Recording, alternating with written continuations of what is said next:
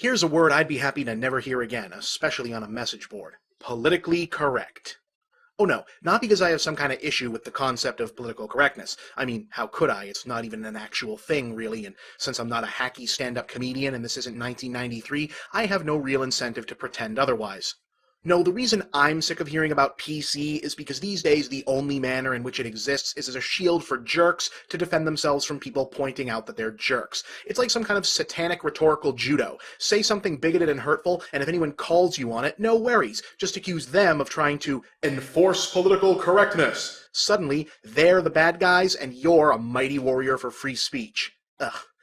See, PC is one of those cultural buzzwords that becomes really important despite not having any real tangible origin. Hell, I tried to find its actual linguistic origin for this show, and the closest thing to a hard date I could get was all the way back in 1793, but that was from Wikipedia, so who even knows what their source was. In any case, at least here in the United States, the word entered the popular lexicon over a period roughly extending from the 1970s to the early 90s, where it was used as a shorthand for broadening the inclusiveness of language. See, during that period, certain entities, mostly in the realms of academia and the media, began to make a concerted effort to recognize that certain turns of phrase were needlessly discriminative and ill-fitting to a modern culture, as their use had originated in an earlier time when the only perspective anyone took into account was the perspective of heterosexual white men, and then trying to adjust said turns of phrase for a more modern era. For example, using people or persons to refer to an anonymous group of humanity instead of man or men, which had implied a kind of default superiority of one gender over another, which just wasn't cool anymore.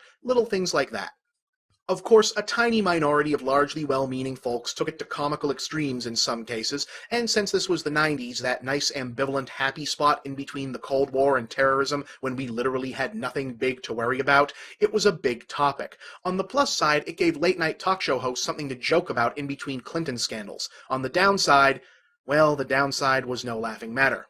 See, what we came to call political correctness was basically the everyday conversation manifestation of the waves of social changes made from the civil rights era onward, and not everyone was happy about said changes. Certain political operatives and media pundits seized on the mostly comedic backlash against so-called PC as part of running the make-believe underdog con I mentioned earlier, creating a media-driven mythology involving exaggerated boogeymen like feminist orthodoxy, or the progressive agenda, and casting themselves as boogeyman-busting heroes. And it worked, largely because, well, nobody ever went broke underestimating, etc., etc., etc. Anyway, you can still see the strains of the so-called PC backlash in the defensive posturing of uncouth loudmouths today, applied not only to the realms of politics or academia, but to popular culture and even geek culture. It's virtually impossible to bring up an issue of gender in a movie, or race in a comic book, or anything in a video game without unimaginative trolls dragging out charges of being politically correct to defend the indefensible. Here's the thing, kids. Words mean things, and most of what gets slagged as political correctness is really just being nice. And most of the righteous complainers are simply jerkwads who don't think certain people or groups deserve their niceness. Let me spell it out. The people who rightly made an issue of Resident Evil 5 using tribal headhunter and African AIDS crisis imagery as visual fodder for a zombie game were not upset that the game was politically incorrect. They were upset because it was incredibly insensitive and trading on cruel stereotypes. Here's another. Carlos Mencia and Jeff Dunham are not breaking PC taboos. They're just being mean. And not mean in a challenging, thought-provoking, higher purpose way like these South Park guys. Hell, they're not even being funny. When a filmmaker adapts an older story to film and shakes up the ethnicities of certain characters in order to be more diverse, that is not giving in to political correctness. That's acknowledging that this is the 21st century.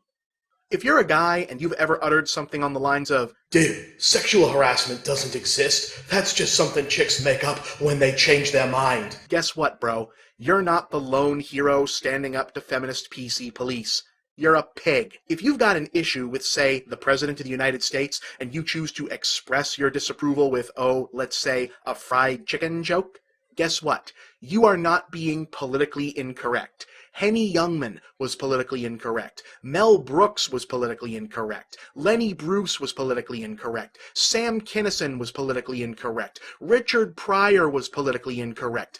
Bill Hicks was politically incorrect. George Carlin was politically incorrect. You are just a bigot. It's high time for intellectually honest people to call out reflexive anti-PC posturing as being, for the most part, exactly what it is: a cowardly rhetorical defense mechanism employed by bullies who lack the courage of their own convictions. If you want to be a jerk, fine, be a jerk, but don't pretend like you're storming the gates of Mordor when all you're doing is spitting off the overpass. I'm Bob, and that's the big picture.